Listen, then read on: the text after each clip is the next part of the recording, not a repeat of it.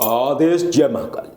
मैं विश्वनाथ अघोरी आप सभी का स्वागत करता हूं। तंत्र साधनाएं हर व्यक्ति करना चाहता है और अपने जीवन को बदलना चाहता है।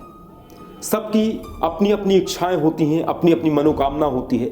कोई भौतिक उन्नति चाहता है तंत्र साधनाओं को करके, कोई शत्रुओं से सुरक्षा चाहता है और कोई व्यक्ति सिर्फ पारलौकिक ऊर्जाओं को समझना चाहता है। पूर्व में हमने आप सभी को बताया कि किस तरीके से हमने कुछ पीरों की साधनाएं निकाली, मूल देवी के माध्यम से, शक्तियों के माध्यम से, और लोगों ने उनको किया, उनके जीवन में परिवर्तन आया और लोगों ने अपने जीवन में चमत्कार देखे। जो लोग अपने जीवन में चाहते थे कि उनके पास ग्राहक आए, जो भी लोग आए वो वापस ना जाएं पूछ के, तो ऐसे जो लोग थे, जो प्रॉपर्टी में काम करने वाले लोग थे या जिनका अपना व्यापार था, ऐसे कुछ लोग चाहते थे कि ऐसी कोई शक्ति हो जिसकी मदद से सामने वाला व्यक्ति उनकी बात सुने और हर हाल में व्यक्ति उनके पास जो आए वो उन्हें पे करके जाए और उनसे कार्य करवाए हर हाल में। इन्हीं सब चीजों को देख के हमने 3 पीरों की साधनाएं निकाली, बुद्धू सा, पीरे गौस और ताजुद्दीन, जो कि ये तीनों साधनाएं शास्त्री जी करवाते हैं। जो भी लोग चैनल के साथ जुड़े हैं वो सभी लोग जानते हैं शास्त्री जी के विषय में, और बहुत सारे लोग गए, उन्होंने शास्त्री जी के पास ये साधनाएं की और साधनाएं करने के बाद उनका चमत्कार देखा। बहुत सारे कार्य उनके जीवन में हुए। हमने प्रश्न किया कि क्या ऐसी कोई ऊर्जा है इस ब्रह्मांड के अंदर जो तत्क्षण कार्य करे, व्यक्ति को उसका रिजल्ट जल्द दिखे, तुरंत दिखे और व्यक्ति को कभी जाप भी ना करना पड़े, लोगों के माइंड को उनके फेवर में करने के लिए सहायक हो, कार्य करने में सक्षम हो और सहजता हो। जब इन प्रश्नों के साथ में हमने उल्टी काली माँ से प्रश्न करके ऐसी शक्ति के विषय में खोजना चाहा, तब हमारी भेंट एक ऐसी शक्ति से हुई जो बहुत ही रहस्यमय थी, बहुत ही भयावह थी, बहुत ही विकृत थी और बहुत ही खतरनाक थी। आप समझिए कि बेताल से भी शक्तिशाली थी और उस शक्ति का नाम था महाप्रेत। हमने महाप्रेत नामक एक ऊर्जा को खोजा। ये वो ऊर्जा थी जिसके अंडर में 50,000 प्रेत कार्य करते हैं, अर्थात 50,000 प्रेतों का जो राजा है उसे महाप्रेत कहा जाता है। महाप्रेत का ही एक दूसरा नाम भी है तमपिशाच। इस ऊर्जा की हमने खोज की। खोज करने के बाद हम चाहते थे कि कोई ऐसा विधान हो, कोई ऐसा तरीका हो कि इस ऊर्जा से हम लगातार कार्य ले सकें, कोई रिस्ट्रिक्शन भी ना हो, कोई बाउंडेशन भी ना हो और कभी मंत्र जाप भी ना करना पड़े। परंतु हमें यह ज्ञात हुआ कि महाप्रेत की सिद्धि करना सहज नहीं है।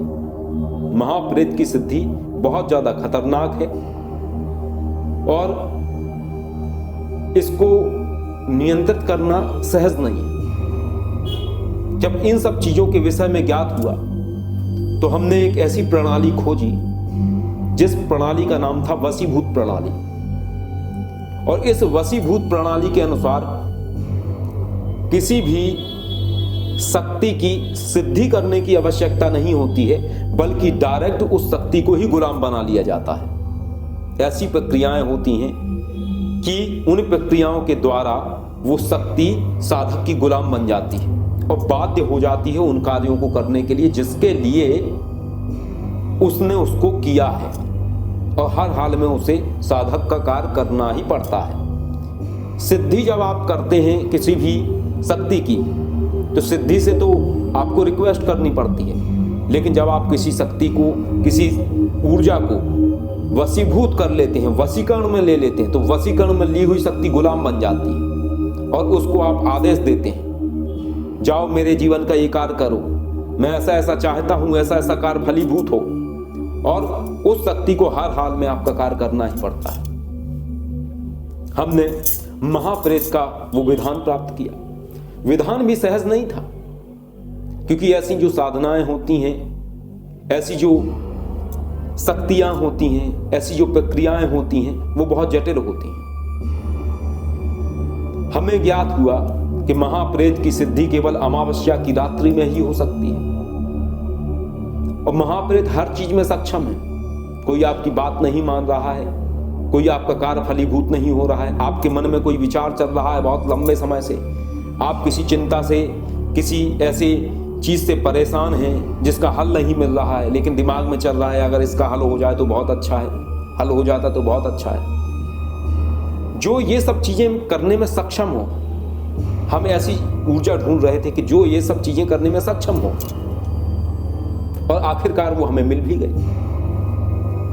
अब पता लगा कि उसकी सिद्धि केवल अमावस्या को ही होगी, अन्य समय पे अमावस्या की सिद्धि नहीं हो सकती।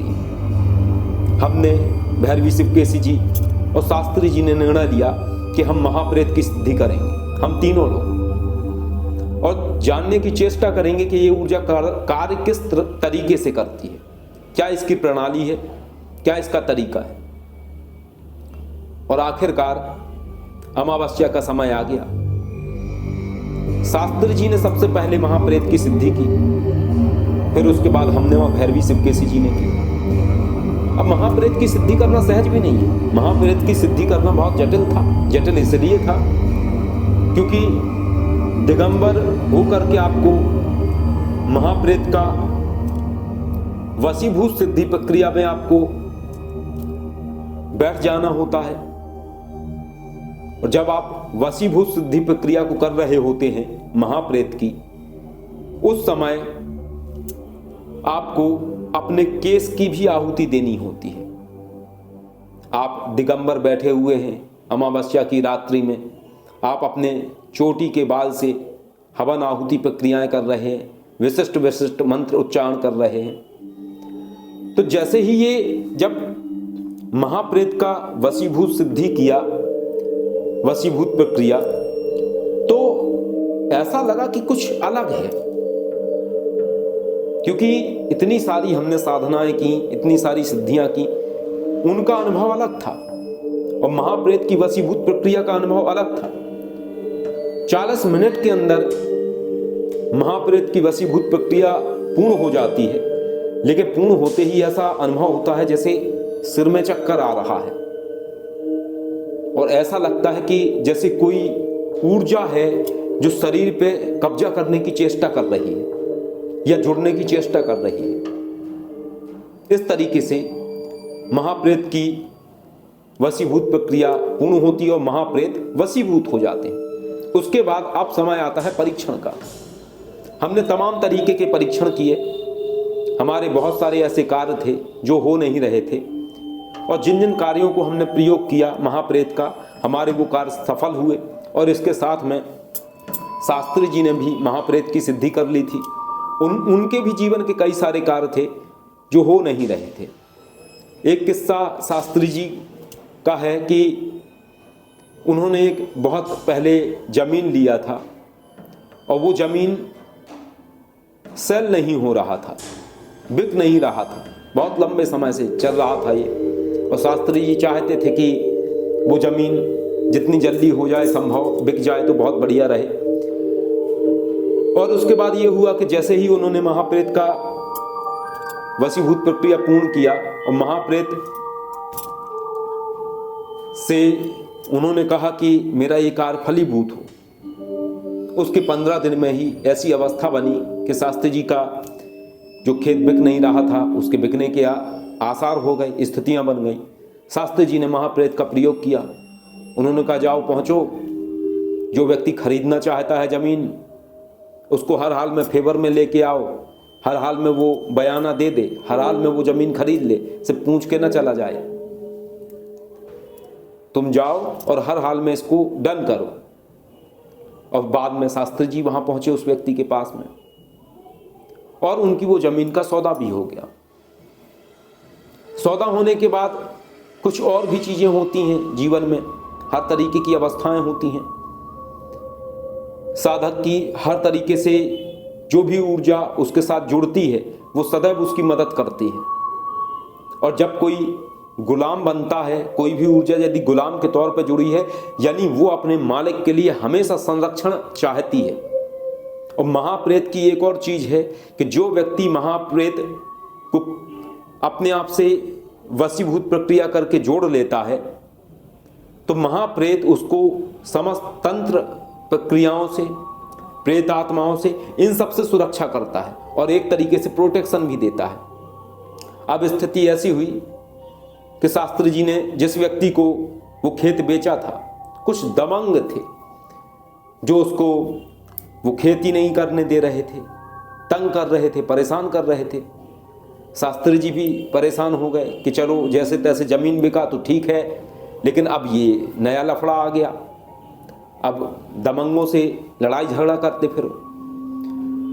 तो क्या होता है कि जब कोई व्यक्ति के पास कोई शक्ति जुड़ी रहती है तो वो अपनी मन की बात शक्ति से करता है। एक दिन की बात है, शास्त्री जी ने कहा तंपसाज को कि भाई तुम काम तो करते हो लेकिन पूरा नहीं करते हो, तुमने जमीन तो बिकवा दी लेकिन अभी दबंग वाला लफड़ा फंसा दिया, बात वही की वही रही, फिर मैं परेशान होता फिरूंगा, फिर मैं देखता फिरूंगा। और दबंग भी काफी पहुंचा हुआ व्यक्ति, यानी जो वो दबंग व्यक्ति था वो अनिष्ट करना चाहता था शास्त्री जी के साथ। और होता यह है कि जब कोई तंत्र विद्या में संलग्न व्यक्ति होता है उस व्यक्ति का अनिष्ट करने की भावना होनी ही नहीं चाहिए किसी व्यक्ति के अंदर। और यदि किसी के अंदर अनिष्ट करने की भावना प्रकट होती है तो उस व्यक्ति की जो सिद्धियां हैं या उस व्यक्ति ने जिन जिन ऊर्जाओं को स्वयं से जोड़ा हुआ है, चाहे वो वशीभूत करा हो किसी भी ऊर्जा को या किसी भी ऊर्जा की सिद्धि की हो, वो समस्त ऊर्जाएं उसकी रक्षा करने में लग जाती हैं। और फिर ये होता है जो हमने भी नहीं सोचा था, वो जो दबंग था दुर्घटना में 3 दिन के अंदर ही उसकी मौत हो जाती। इस तरीके की चीजें होती हैं ऊर्जाओं के द्वारा। ना ही शास्त्री जी चाहते थे ऐसा, ना ही हम चाहते थे, लेकिन जो ऊर्जाएं हैं वो बहुत खतरनाक होती हैं, वो अपने तरीके से कार्य करते हैं। और पूर्व में भी मैंने आपको कई सारी चीजें बताई हैं कि ये जो ऊर्जाएं होती हैं ये ज्यादा तीक्ष्ण होती हैं। दैवीय ऊर्जाएं अलग हैं, इत्रियोनी की ऊर्जाएं अलग हैं। दैवीय ऊर्जाएं कभी किसी का बुरा नहीं करती हैं, लेकिन इत्रियोनी की ऊर्जाएं, प्रेत आत्माएं, पैशाचिक ऊर्जाएं अनिष्ट बहुत जल्दी करती हैं। आपके यदि कोई विरोधी हैं, आपको यदि कोई नुकसान पहुंचाना चाहते हैं तो उसके जीवन को ही खत्म कर देती हैं। ये तंत्र विद्याओं का एक बहुत बड़ा प्लस होता है और इसीलिए कई सारे लोग तंत्र विद्याओं को करने वाले लोगों से डरते हैं, क्योंकि इसका कारण यही है, क्योंकि जब आप तंत्र विद्याओं में संलग्न व्यक्ति के प्रति गलत भावना रखते हैं तो आपके साथ जब अनिष्ट होता है तो आपको लगता है तंत्र विद्याएं करने वाले व्यक्ति ने हमारे ऊपर प्रयोग कर दिया। वो प्रयोग नहीं करता है, उसके पीछे जो ऊर्जाएं चलती हैं, जो उसने सिद्धियां की हैं, जो उसने वशीभूत करके ऊर्जाएं जोड़ी हैं अपने साथ में, अपने सेवक बना के, गुलाम बना के, वो सभी चीजें कार्य करती हैं। तो इस तरीके से तंपिशाच ने, महाप्रेत ने शास्त्री जी के जीवन में समस्याएं देने वाले व्यक्ति के जीवन में ही समस्याएं प्रकट कर दी। और साथ ही हमारे जीवन में भी ऐसे कई कार्य थे जो हो नहीं रहे थे, उसमें तंपिशाच ने, महाप्रेत ने हमें बहुत सहायता प्रदान की।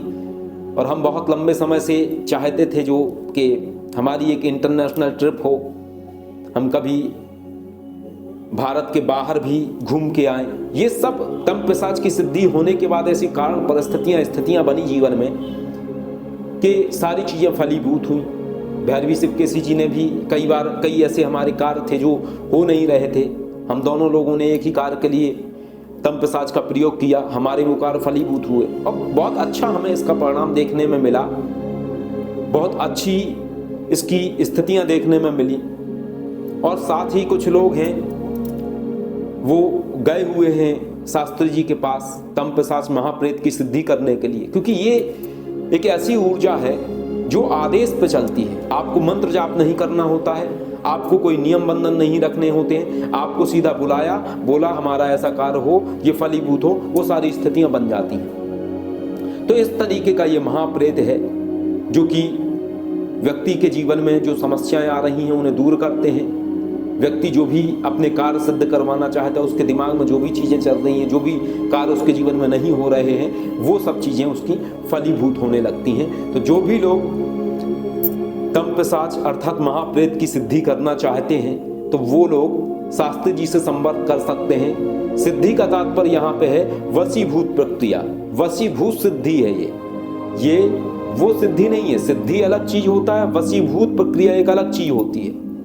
तो ये वशीभूत प्रक्रिया है और ये ऊर्जा व्यक्ति के जीवन में आ रही समस्याओं को दूर करती है और उसके जीवन में समस्याएं देने वाले विरोधियों को भी दूर करती है। क्योंकि जब से हमने महाप्रेत का किया तो करने के बाद से जीवन में बहुत सारी चीज़ें अच्छी हुई, बहुत सारी ऐसी अवस्थाएं घटित हुई जैसा हम चाह रहे थे। कई सारे हमारे कार्य बने जो बहुत लंबे समय से हो नहीं रहे थे। तो जो भी लोग तमपिशाच के विषय में जानकारी चाहते हैं वो लोग शास्त्री जी से कांटेक्ट कर सकते हैं। सभी लोग जो जुड़े रहे हैं वो लोग जानते हैं शास्त्री जी से बातें होती रहती हैं। तो ये हमारा अनुभव था तमपिशाच का और आगे भी हम और जो भी प्रयोग करेंगे तो हम आप लोगों को बताते रहेंगे कि किस किस तरीके से हमारे जीवन में हमने क्या क्या प्रयोग किए और कैसा कैसा उसका परिणाम हमारे जीवन में फलीभूत हुआ। आदेश जय महाकाल।